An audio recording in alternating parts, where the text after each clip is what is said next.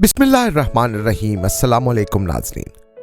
8 मार्च सन 2014 को सुबह 12:42 पर मलेशियन एयरलाइंस की परवाज MH370 कुआलालंपुर से अपना सफर शुरू करती है। यह परवाज बीजिंग जाने के लिए उड़ी थी। 227 मुसाफिर, 10 फ्लाइट अटेंडेंट इस परवाज में सवार थे और 2 पायलट इस तैयारे को उड़ा रहे थे। कैप्टन ज़हरी अहमद शाह 53 साला मलेशियन एयरलाइंस के सीनियर तरीन कप्तानों में से एक और इंतहाई तजुर्बाकार समझे जाते थे। उनके साथ को pilot first officer Farooq Hamid थे, जिनकी उम्र 27 साल थी। यह फारूक की तरबियती परवाज थी और उसे मुकम्मल करने के बाद वो मुकम्मल पायलट डिक्लेयर कर दिए जाते। नाज़रीन, यह परवाज तकरीबन 20 मिनट तक दुरुस्त सिमत में उड़ती है। फिर सुबह 1:08 पर यह परवाज मलेशिया की साहिली पट्टी को उबूर करके वियतनाम की जानिब साउथ चाइना सी के ऊपर पहुंचती है। ज़हरी की रिकॉर्डिंग के मुताबिक तैयारा 35,000 फुट की बुलंदी पर था। सब कुछ मामूल के मुताबिक चल रहा था। तकरीबन 11 मिनट बाद हवाई जहाज वियतनामी एयर ट्रैफिक की हदूद में दाखिल हुआ और उस दौरान कुआलालंपुर का एयर ट्रैफिक हवाई जहाज को यह कहते हुए रेडियो पर कॉल देता है, मलेशियन 370 हो ची मिन्ह से राब्ता करें, 120.9 गुड नाइट। उसके जवाब में कैप्टन ज़हरी ने यह कहकर जवाब दिया, गुड नाइट मलेशियन 370। उस वक्त तक सब कुछ नॉर्मल लग रहा था और कोई नहीं जानता था कि कैप्टन ज़हरी के ये अल्फाज उनके आखिरी अल्फाज हैं और इस हवाई जहाज से नशर होने वाला ये आखिरी पैगाम है जो दुनिया सुनेगी। उसके बाद से आज तक इस परवाज की कोई खबर नहीं आई कि उसके साथ दर हकीकत हुआ क्या था। मलेशियन एयरलाइंस की यह परवाज अचानक लापता हो जाती है और यूं दुनिया की सबसे बड़ी एविएशन मिस्ट्री का आगाज हो जाता है। दुनिया भर के इंटरनेशनल चैनल्स ब्रेकिंग न्यूज देना शुरू करते हैं। इस वीडियो की अहम डिस्कशन चलती रहेगी, लेकिन आप सबसे पहले वीडियो को लाइक करें, हकीकत टीवी के बैकअप चैनल हकीकत टीवी 2.0 को सब्सक्राइब कर लें और बेल आइकन पर जरूर क्लिक करें कि मलेशियन एयरलाइंस की परवाज MH370 बीजिंग जाते हुए गायब हो गई। परवाज MH370 जनूबी बहरे हिंद में दाखिल हुई। वियतनाम की फ़िज़ाई हदूद में दाखिल होने के महज 30 सेकंड के बाद ही तैयारा रडार से अचानक गायब हो गया। उस वक्त सुबह के 1:21 हुए थे। कुआलालंपुर में एयर ट्रैफिक कंट्रोल ने इस पर तवज्जो नहीं दी कि तैयारा रडार पर नजर नहीं आ रहा, बल्कि उन्हें लगता है कि तैयारा उनके रडार की हदूद से बाहर निकलकर वियतनाम की फ़िज़ाई हदूद में दाखिल हो चुका है, तो कोई खतरे वाली बात नहीं है। दूसरी जानिब वियतनाम में एयर ट्रैफिक कंट्रोल ने देखा कि MH370 उनकी फ़िज़ाई हदूद में दाखिल हुआ, लेकिन अचानक रडार से गायब हो गया। उन्होंने तैयारे से राब्ता करने की कोशिश की, लेकिन कोई जवाब नहीं मिला। 18 मिनट तक बार बार कोशिश करने के बाद वियतनामी कंट्रोलर्स ने कुआलालंपुर के कंट्रोलर्स को इत्तला दी कि MH370 अचानक गायब हो गया है। इस तरह के हालात में आमतौर पर कुआलालंपुर के एरोनॉटिकल रेस्क्यू कोऑर्डिनेशन सेंटर को 1 घंटे के अंदर तैयारे की गुमशुदगी के बारे में मुत्तला किया जाना चाहिए था, लेकिन 4 घंटे गुजरने के बाद यह इमरजेंसी ऑपरेशन शुरू हुआ। उस वक्त सुबह के 6:32 थे और यह वो वक्त था जब हवाई जहाज को बीजिंग में उतरना चाहिए था, मगर तब तक जहाज का कोई अता पता कहीं मौजूद नहीं था। इसलिए फौरी तौर पर सर्च ऑपरेशन के जरिए तैयारे को तलाश करने की कोशिशें शुरू हो गईं। अगर आप नक्शे पर नजर डालें तो तैयारा मलेशिया से बीजिंग की तरफ उड़ रहा था। दरमियान में वियतनाम है और साथ ही साउथ चाइना सी, इसलिए तैयारे की तलाश के लिए साउथ चाइना सी में सर्च ऑपरेशन शुरू हुआ। यह सर्च ऑपरेशन एक बैनुल अक़वामी कोशिश थी। 7 मुख्तलिफ मालिक के 34 बहरी जहाज और 28 तैयारे उस सुबह उस तैयारे को तलाश करने की कोशिश कर रहे थे, मगर उसका कोई सुराग नहीं मिला। तकरीबन 4 दिन बाद 12 मार्च को यह इत्तला मिली कि तैयारा अगरचे सिविलियन रडार से गायब हो गया था, लेकिन उस रात एक फौजी रडार ने जहाज को देखा था। और हैरत की बात यह है कि उस फौजी रडार के मुताबिक यह तैयारा आखिरी बार सुबह 2:22 पर देखा गया था, लेकिन उस वक्त यह साउथ चाइना सी के ऊपर नहीं था, बल्कि अंडमान और निकोबार जज़ायर के करीब था, मलेशिया से मगरिब की तरफ आबनाए मल्लाका के ऊपर। और उस फौजी रडार की रीडिंग के मुताबिक ये तैयारा अंडमान और निकोबार जज़ायर की सिमत शुमाल की तरफ परवाज कर रहा था, बीजिंग के बिल्कुल मुखालिफ रास्ते पर। इस खबर ने सबको चौंका दिया कि यह तैयारा फिर गया कहां। क्या उसने हिंदुस्तान की सिमत परवाज की और हिमालय में गिरकर तबाह हुआ, या काजाकिस्तान में? कुछ और दिनों के बाद शवाहिद का एक नया हिस्सा सामने आ गया। सैटेलाइट डाटा से मालूम हुआ कि तैयारा ऑटोमेटिक तरीके से सैटेलाइट से राबिता करने की कोशिश में था। यह दरअसल काफी आम सी बात है। बोइंग 777 जैसे बड़े हवाई जहाज अक्सर सैटेलाइट्स के साथ राबिता कायम करने की कोशिशें करते रहते हैं ताकि कम्युनिकेशन को आसान बनाया जा सके। यह बिल्कुल ऐसा ही है जैसे आपका फोन खुद ब खुद कॉमन वाईफाई से कनेक्ट करने की ऑटोमेटिकली कोशिश करता है। लेकिन मसला यह था कि जब उस तैयारे ने सैटेलाइट से राबिता किया तो उसने सिर्फ लॉग इन करने की कोशिश की, यानी सिर्फ राबिता कायम करने की कोशिश की, मगर उस तैयारे ने अपने मकाम के बारे में कोई डेटा मुंतकिल नहीं किया। सैटेलाइट को सिर्फ यह मालूम था कि उस तैयारे ने बातचीत करने की कोशिश की है, लेकिन इसके बारे में मजीद कुछ इल्म नहीं था कि तैयारा असल में कहां है। लेकिन कुछ साइंसदानों और तफ्तीश करने वालों ने इस इंकिशाफ को तैयारे की पोजीशन का अंदाजा लगाने के लिए इस्तेमाल करने का प्लान किया। उनका ख्याल था कि जब सैटेलाइट को कम्युनिकेशन मौसूल हुई तो सैटेलाइट ने अपना एंटेना हवाई जहाज की सिमत की तरफ मोड़ दिया होगा। चुनाचे उन्होंने सैटेलाइट के एंटेने का जाविया लिया ताकि उसकी पैमाइश करके और उस पर हिसाब किताब लगाकर हवाई जहाज के दुरुस्त मकाम का अंदाजा लगाया जा सके। जैसा कि हमने पहले बताया है कि सैटेलाइट की मदद से सही जगह का अंदाजा नहीं लगाया जा सकता था, लेकिन यह अंदाजा लगाया जा सकता था कि तैयारा कहां होगा। यह दायरा जिसे आप सफेद रंग में देख रहे हैं, हवाई जहाज इस दायरे के अंदर कहीं भी हो सकता था। जब तैयारे ने सैटेलाइट से राबिता करने की कोशिश की तो शायद पहली बार ऐसा हो नहीं सका। तैयारे ने कुल 7 मरतबा सैटेलाइट के साथ राबिता करने की कोशिश की, इसीलिए आप सफेद रंग में 7 मुख्तलिफ दायरे देख रहे हैं।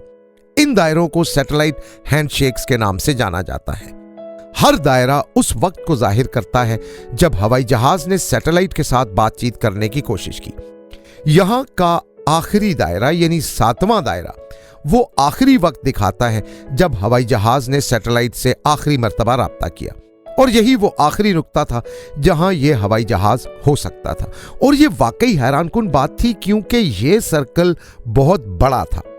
यह सर्कल बहुत से इलाकों पर मुश्तमिल है, काजाकिस्तान, चीन, इंडोनेशिया से लेकर ऑस्ट्रेलिया तक, और एक वसी समंदर पर छाए हुए इस दायरे में हवाई जहाज कहीं भी हो सकता है, या शायद उससे भी कहीं आगे। इसके बाद इन्वेस्टिगेटर्स ने मजीद हिसाब किताब लगाया। इस बार हवाई जहाज की रफ्तार के साथ हवाई जहाज में बाकिया ईंधन और बुलंदी के साथ हिसाब किताब लगाया गया, और फिर अंदाजा लगाया गया कि तैयारा दायरे के इस इलाके में हो सकता है, दायरे के उस कौस पर जिसे दी आर्क कहा जाता था। यह 7वां दायरा ऑस्ट्रेलिया के मगरिब में 2000 किलोमीटर के फासले पर है, और रकबे में यह भी एक बहुत बड़ा इलाका बनता है। यह समंदर के ऐसे हिस्से में था जिसकी ज्यादा तलाश नहीं की गई थी। इस नक्शे पर आप उस सैटेलाइट का वो मकाम देख सकते हैं जहां पेशन गोई की गई थी कि तैयारा यहां हो सकता है। सबसे बैरूनी पीले नुक्ते वाला दायरा जिसे आप देखते हैं वो रेंज है जहां तक हवाई जहाज अपने ईंधन के साथ सफर कर सकता है, 7 घंटे की परवाज के वक्त के साथ। और सुर्ख रंग में मुड़े हुए कौस जो आप देख रहे हैं वो 7वां दायरा है। यह वो जगह है जहां फर्ज किया जाता है कि तैयारा गिरकर तबाह हुआ है। इसके बाद कई सर्च ऑपरेशन किए गए। पीले रंग के निशानजदा इलाके में आपको वो मकामात दिखाई देते हैं जहां ये सर्च ऑपरेशन किए गए। ऑरेंज एरिया ज्यादा अहम सर्च एरिया है जहां सबसे ज्यादा सर्च ऑपरेशन किए गए। अप्रैल 2014 तक समंदर की सतह पर तलाश की कार्रवाइयां रोक दी गईं क्योंकि उनका कोई नतीजा बरामद नहीं हो रहा था। तैयारा गिरकर तबाह हुआ था, इसलिए यह समझ लिया गया कि वो समंदर में डूब गया होगा और समंदर की सतह पर तैरता हुआ नहीं होगा। अब गहरे समंदर में तैयारे की तलाश की जा रही थी। नाजरीन, उस वक्त यह अपने दौर का सबसे बड़ा और महंगा सर्च ऑपरेशन था। हफ्तों, महीनों, हत्ता के सालों तक उन्होंने जहाज को ढूंढने की कोशिश की, लेकिन कुछ नहीं मिला। 3 साल बाद और $160 मिलियन खर्च करने के बाद उन्होंने इस ऑपरेशन को खत्म कर दिया। लेकिन सबके दौरान एक अच्छी खबर मिली कि जुलाई 2015 में इस तैयारे के मलबे का पहला टुकड़ा मिला, जो तैरता हुआ रियूनियन जजीरे तक पहुंच गया। यह जजीरा मडगास्कर के मशरक में है। हवाई जहाज का फ्लैपरॉन उस जगह से मिला था। आप इसे तस्वीर में देख सकते हैं।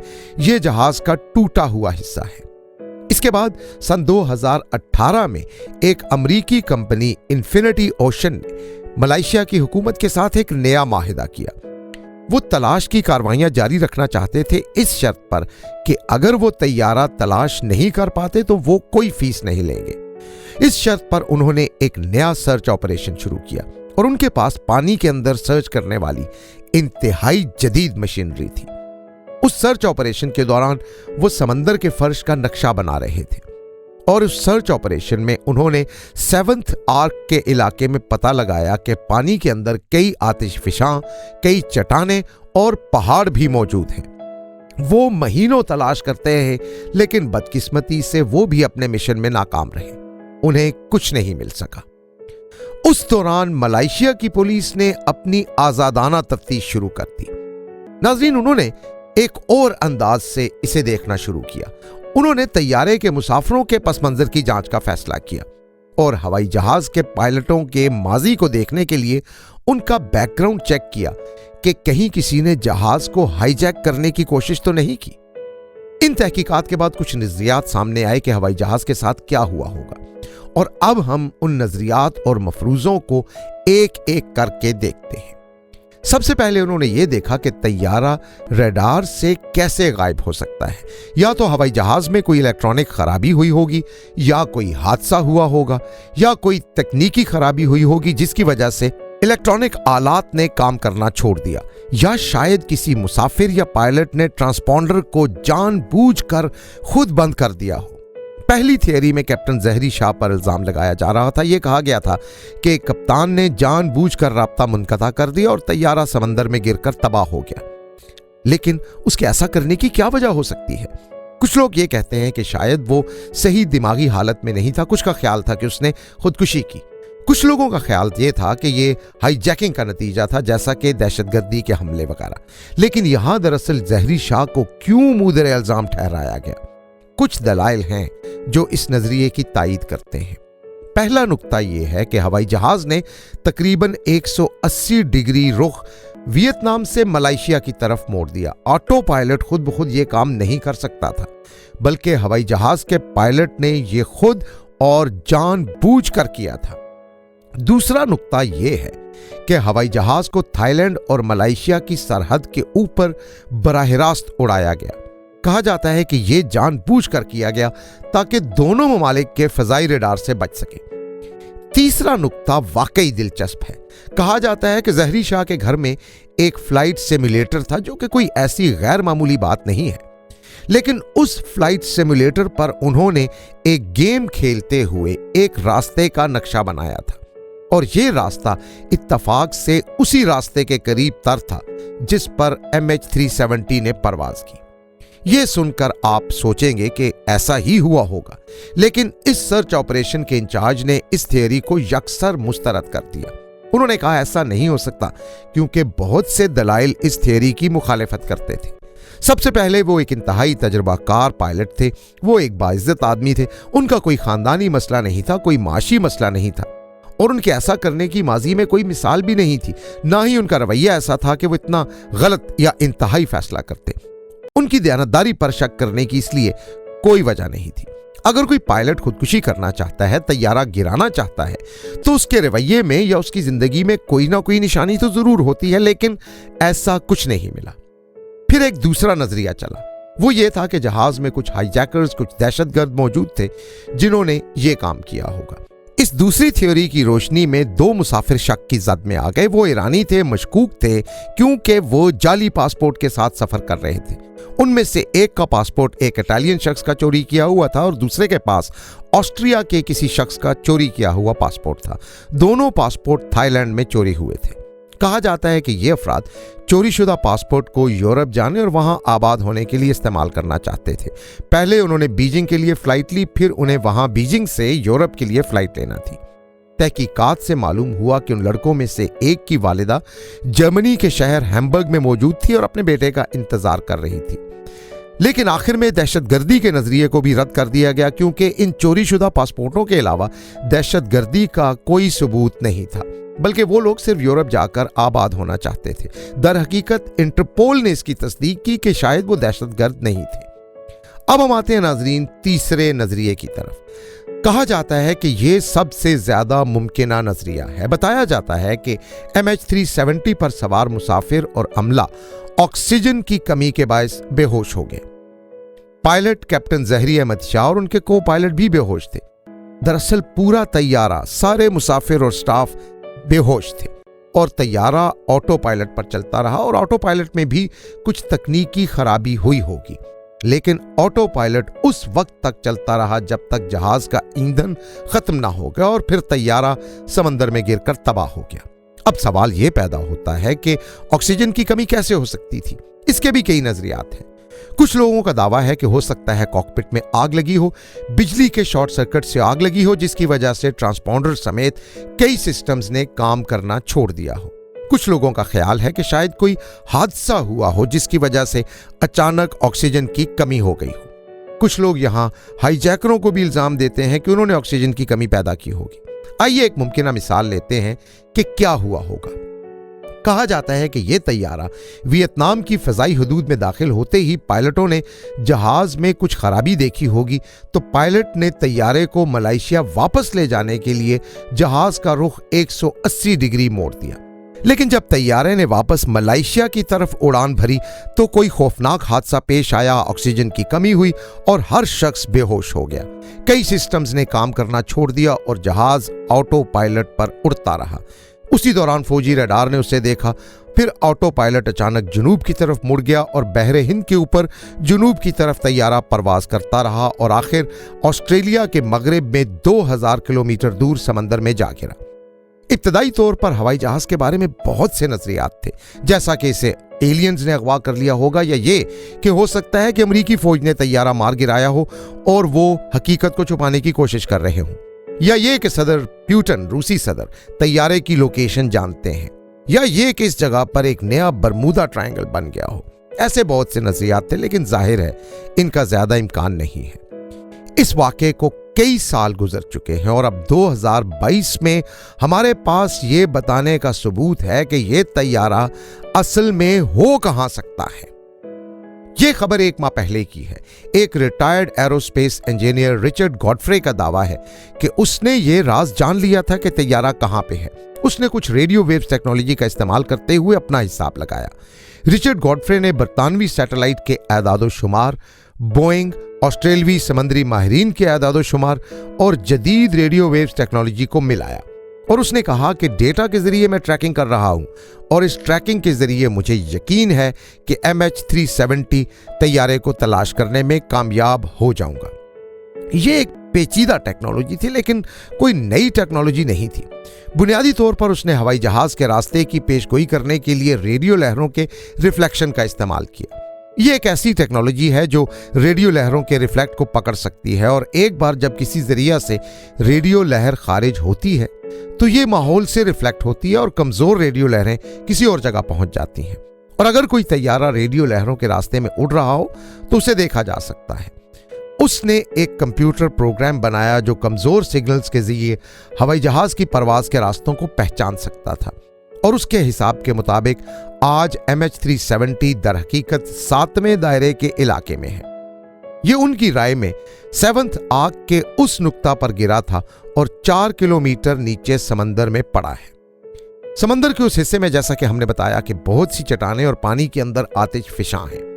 ऑस्ट्रेलिया की जानिब से किए गए महंगे तरीन सर्च ऑपरेशन में इस इलाके को पहले ही तलाश कर लिया गया था, लेकिन यह मुमकिन है कि वो किसी न किसी वजह से इस इलाके को ठीक से सर्च ना कर सके हों। दूसरा सर्च ऑपरेशन जो ओशन इन्फिनिटी की तरफ से किया गया था, उन्होंने इस मकाम को तलाश नहीं किया था, हालांकि उनके हालात ज्यादा एडवांस थे। लेकिन रिचर्ड को अपने हिसाबात पर इतना भरोसा है कि उसने 40 नॉटिकल माइल की दुरुस्तगी के साथ सही जगह की निशानदेही कर दी कि हवाई जहाज फलां जगह पर मौजूद है। उसने तजवीज दी है कि 40 नॉटिकल माइल के दायरे में एक नया सर्च ऑपरेशन शुरू किया जाए तो यह जहाज मिल जाएगा। पिछले सर्च ऑपरेशंस के मुकाबले में यह बहुत छोटा इलाका है और अगर यहां अच्छी तरह से देखा जाए तो जहाज मिल भी सकता है। अगरचे कुछ लोग रिचर्ड के तरीकाकार पर तनकीद करते हैं कि उसने तैयारे के मकाम का तयन करने के लिए जो तरीके इस्तेमाल किए वो काफी हद तक दुरुस्त नहीं है, इसलिए जहाज यहां नहीं मिलेगा। लेकिन रिचर्ड का ख्याल है कि अब अगर ऑपरेशन शुरू किया जाता है तो उसमें सिर्फ 1 साल का वक्त लगेगा और 2022 के आखिर में हम देख सकेंगे कि तैयारा यहां है या नहीं। रिचर्ड की राय में तैयारा यहां मिल जाएगा। समंदरी बहाव को देखते हुए एक बहाव का तज्जिया भी किया गया। अगर तैयारा वाकईतन इस इलाके में गिरकर तबाह हो गया हो तो हवाई जहाज के मुख्तलिफ टुकड़ों का मकाम समंदरी बहाव के साथ बहकर क्या होगा और टुकड़े कहां कहां पहुंचे होंगे। और इस नए तज्जिए के मुताबिक कुछ टुकड़े मेडागास्कर और आसपास के जजीरों तक पहुंच चुके होंगे और वो टुकड़े वाकई वहां से बरामद भी हुए। दुनिया भर में कई जजीरों पर अब तक तैयारे के 27 टुकड़े मिल चुके हैं। ये नया किया गया तज्जिया रिचर्ड के तज्जिए के साथ भी फिट बैठता है। तो नाजरीन, शायद मुस्तकबिल करीब में हम इस राज से पर्दा उठा सकें कि उस तैयारे के साथ दरअसल हुआ क्या था। उम्मीद है आपको वीडियो पसंद आई होगी। अगर आपको ये वीडियो अच्छी लगी तो कमेंट्स के जरिए हमें जरूर आगाह कीजिएगा।